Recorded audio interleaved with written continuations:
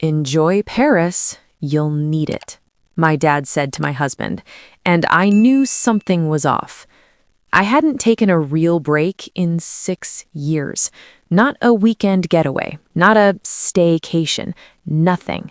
So when my husband, Daniel, surprised me with a fully paid trip to Paris, I actually cried, like ugly cried, right there in our kitchen with burnt toast in the toaster and my phone buzzing nonstop with work emails. "Pack light," he said, smiling like he'd just fixed my entire life. "You deserve this." And for once, I believed it. But the moment things started feeling off wasn't in Paris. It was at the airport. My dad insisted on coming to drop us off. Which, fine, he's always been a little controlling. CEO mindset. Everything has to involve him. But then he hugged me and held on a little too long. Then he turned to Daniel, smiled, and said very calmly, "Enjoy Paris. You'll need it." Something in my chest tightened. "What does that mean?" I asked, half laughing. Dad just shrugged. "Just saying, life gets busy again after vacations." Normal answer. But his eyes? Not normal. Daniel laughed it off. "Sounds like a warning." Dad didn't laugh back. That was the first crack. The flight was smooth. Too smooth. Daniel barely talked. At first, I thought he was tired. Jet lag, work stress, normal stuff. But then I noticed something weird. He kept checking his phone. Not scrolling, not texting, just checking, like he was waiting for something. "Work emergency?" I asked. He shook his head quickly. "No, just clearing stuff before we land." Okay, but his voice, flat. And suddenly I remembered my dad's words again. "You'll need it." Why would he say that to Daniel? Not to me, to him. Paris was everything I dreamed of. The lights, the streets, the smell of fresh bread at 7 a.m. For the first few hours, I let myself forget everything. We checked into this beautiful little hotel near the Seine. Balcony view, soft music from somewhere down the street. It felt like a movie. "This is perfect," I whispered. Daniel smiled. "Yeah, perfect." But he didn't look at me when he said it. Strike two. That night we went out for dinner. Candlelight, wine, the whole romantic cliché. I was finally starting to relax. Until Daniel's phone buzzed. He froze. Not like, oh, annoying notification. Like panic. "Who is it?" I asked casually. He flipped the phone over. "Spam." Spam doesn't make your hands shake. "Daniel." "It's nothing." He reached for his wine, but his grip slipped slightly. I stared at him. "Are you hiding something from me?" He forced a laugh. "What? No, you're overthinking." Am I? Because suddenly every little thing felt staged. Too perfect. Too quiet. Too controlled. Like this trip wasn't about relaxing, it was about delaying something. Later that night, I woke up around 2 a.m. The bed was empty. My heart immediately started racing. I stepped out onto the balcony. Daniel was there, on the phone, whispering. "I told you, not yet," he said. "She doesn't know." My stomach dropped. I stepped back quietly, barely breathing. "She can't find out here," he continued. "Not like this." Find out what? My hands started shaking. This wasn't stress. This wasn't work. This was something else. Something planned. And then he said the one thing that made everything click into place. "Her dad already knows. That's enough." I froze. My dad? Knows what? I went back to bed before he noticed me, closed my eyes, pretended to sleep. But inside, everything was unraveling. My dad, my husband, both in on something. Something they didn't want me to know. And suddenly that trip to Paris didn't feel like a gift anymore. It felt like a distraction, a beautifully wrapped lie. If my father and my husband were both hiding something from me, What exactly was waiting for me back home? If you overheard your partner say she doesn't know in the middle of the night, would you confront them immediately or pretend like I did? I didn't confront him. Not that night. Not the next morning either. Because here's the thing no one tells you. When your world starts cracking, you don't rush to break it completely. You stall. You observe. You pretend. "Morning," Daniel said, like nothing happened, like he hadn't been whispering secrets in the dark just hours ago. I smiled. "Morning." I even kissed him. Yeah, I know. But I needed answers, not excuses.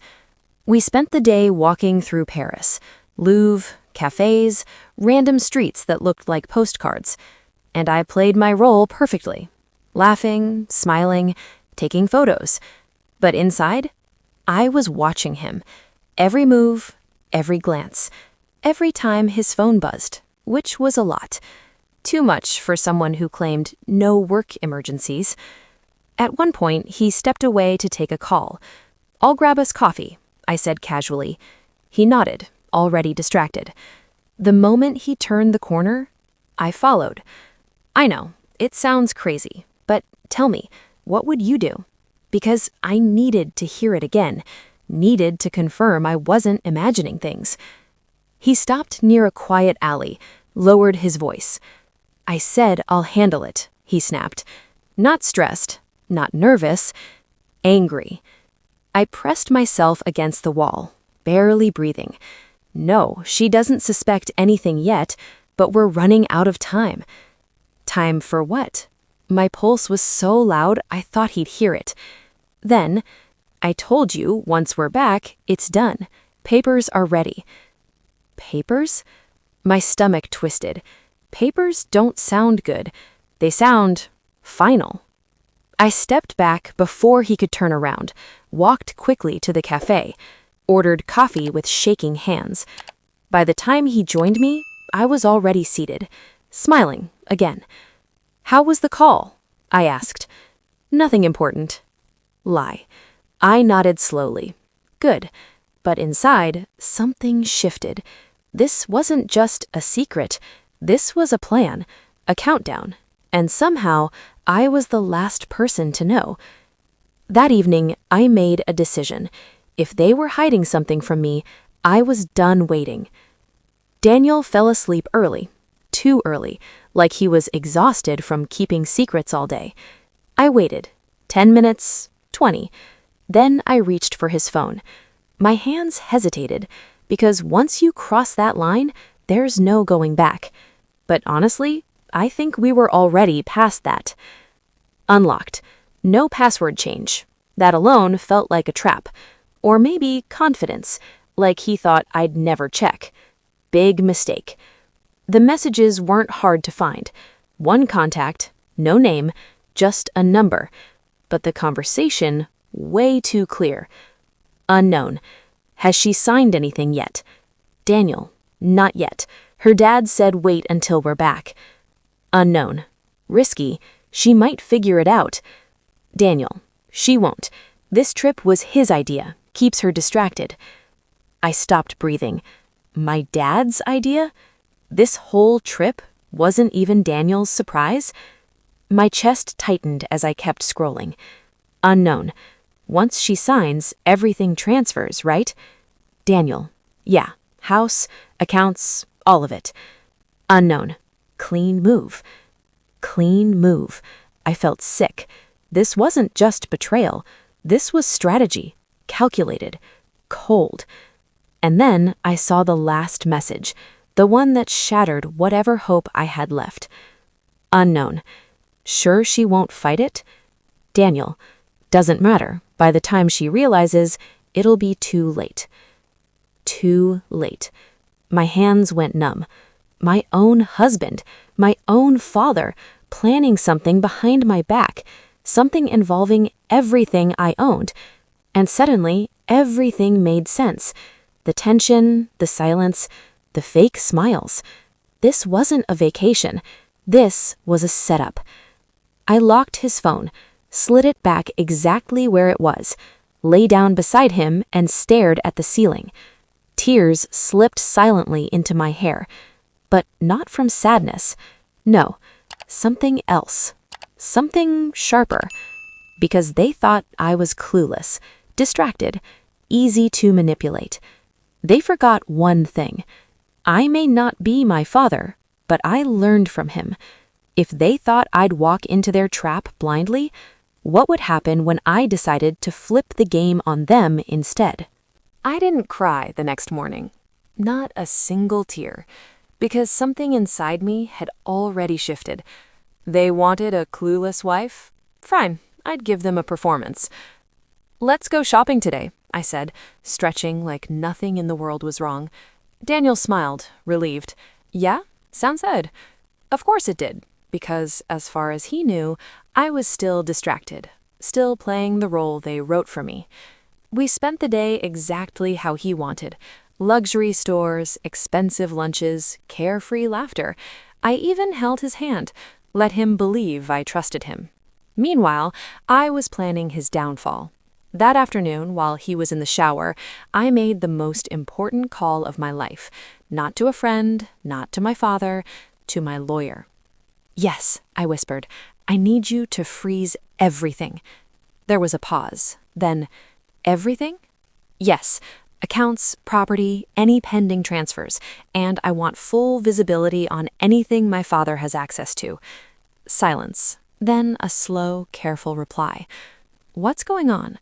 I looked toward the bathroom door. Water still running. They're trying to take everything from me. Turns out, my father had made one mistake. He taught me too well. Within hours, things started moving, quietly, legally, efficiently. Just like he would have done. By the time we boarded our flight back home, I wasn't the one walking into a trap anymore. They were. The moment we landed, Daniel's energy changed. He was tense again, checking his phone nonstop, waiting, probably expecting some confirmation, something like, it's done. We got home, and that's when everything snapped. The front door was unlocked, which was weird because I always lock it, always. Inside, voices, my father's, and someone else's. Daniel froze behind me. Stay here, he whispered. Oh, now he wants to protect me? Cute. I walked in anyway, and there he was, my father, standing in my living room, calm, composed, like he owned the place. Well, he said, smiling, welcome back. I dropped my suitcase slowly. What's going on? He glanced at Daniel, then back at me and said it like this was just another business deal. It's time we talked about restructuring your assets. Assets, not life, not marriage, assets. I laughed. I actually laughed because the audacity? Incredible. Go ahead, I said. Explain. Daniel stepped forward. It's not what you think. Then say it clearly, I snapped. Silence. My father sighed. You've been careless. Financially, emotionally, we stepped in to protect what matters. By taking it from me? By managing it better. I nodded slowly. Through forged papers? That got their attention. Both of them. Daniel's face drained. What? I smiled. Cold, precise. I saw everything. The room shifted. Power changed. My father narrowed his eyes. Then you understand why this is necessary. I tilted my head. No, but I understand something else. I pulled out my phone, tapped once, and said the words they never expected to hear. It's already done. Silence. Heavy. Confused. What is? Daniel asked. I took a step closer, looked him dead in the eyes. You remember those papers you were so excited about? His throat tightened. They're worthless now. My father's voice dropped. What did you do? I smiled. Not sweet, not soft, sharp. I froze every account, flagged every transfer, and reported every suspicious document tied to my name. Daniel stepped back. Wait, what? And one more thing, I added. Anything signed under pressure or without full disclosure? I paused. Let it sink in. Legally invalid. My father's calm finally cracked. Just a little, but enough. You went behind my back, he said. I laughed again. Now you care about that? Daniel ran a hand through his hair. We were trying to help. By stealing everything I own? Silence. Again, but this time they had nothing. I picked up my suitcase, walked past them, then stopped at the door. Oh, and Dad? He looked up. You were right. A small smile formed on my lips. Paris was exactly what I needed. And then I walked out. So tell me, did I go too far or not far enough? And if you were in my place, would you forgive them or make sure they never get a chance to try again? Comment below. If this story had you hooked, don't forget to like and subscribe. You won't want to miss what comes next.